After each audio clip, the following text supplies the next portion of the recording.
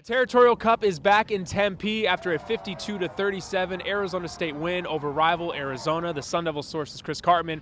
I'm Jared Cohen. ASU gets off to the fast start, a product of executing in the run game. Gerard Randall for U of A not completing a pass in his first three possessions. They got out to that fast start, 31-10 lead. What was clicking for them early on? I think ASU's been trending this way with the run game. Demario Richard and Kalen Balaj have been really starting to pile up some yards against teams.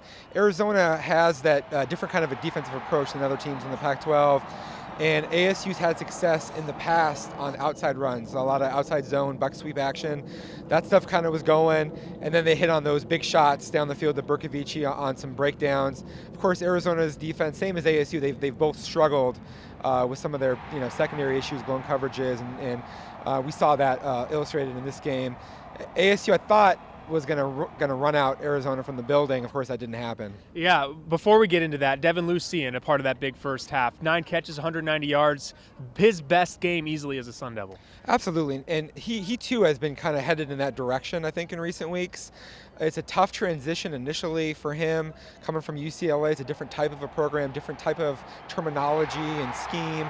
I think that a lot of them, they just weren't on the same page with Berkovici on some of the back shoulder fades and things. They didn't really go to that in this game. There was a lot of different types of routes, a lot of crossing routes where Arizona didn't handle it with zone.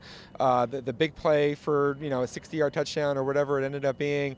I thought he deserved to be the MVP of the game. I voted for him, and it's the only Territorial Cup game he's going to play in too, so that's kind of a big accomplishment. Now, you started to allude to this. It was 31-10 at halftime. Arizona got back within 8 points 2 different times in the second half. Arizona State had an opportunity to blow them out but didn't do it. What was going wrong, and what was Arizona doing to finally get back into this game to make it interesting?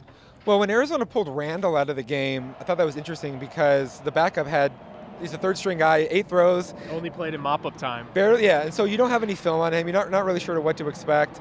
I think ASU probably got too conservative with some of its coverages. It's such a man-heavy team and a pressure type of approach. They had a couple breakdowns, and then Berkovici turned the ball over right out of halftime. He had a couple 3-and-outs subsequent to that. And I think that it just kind of, the momentum got away from them. And then they did have that extended drive that put them back up 2 scores, and I think from there Arizona was pressing, had the 2 pick sixes. ASU hasn't generated anywhere near the number of interceptions that they have in the past, but it kind of all came out in a flood there at the end. So wrapping this all up, a big win. They have Cal next week. It feels weird playing a game after you play against Arizona, but a big positive towards the end of the season, over a course of a season that really hasn't had many positives throughout. Well, Todd Graham said that last year losing to Arizona, losing the South as a result of that, despite a 10-win season, it ended so disappointingly. Whereas this year, to win against Arizona, even though ASU's not had a great season overall, it's been unimpressive, frankly. To be bowl eligible, to have a chance to get 7 wins against Cal, continue on a high note going into a bowl game. There's something that you could sell, and I think it says something about the character. They were able to kind of overcome that 3-game stretch of losses and finish in a better fashion. And let's talk recruiting really quickly while I got you right here. The big 3 in-state recruits, 2 of them already committed to Arizona State, N'Keal Harry and Chase Lucas, but Byron Murphy was in the house as well. How important is landing all 3 of these guys to what ASU is trying to do moving forward, and how big was having them in the house today going to help them going forward? A huge deal. And I think a lot of ASU fans have been wondering, well, how come it's happening now? Why not the last couple of years when they were winning a couple 10-game seasons? But it doesn't work like that in recruiting. If you look at what Sean Aguano said about the efforts from ASU and Chandler, they've been there since the beginning. These kids have been recruited by ASU since their recruitment started. It was like the first schools they were interacting with.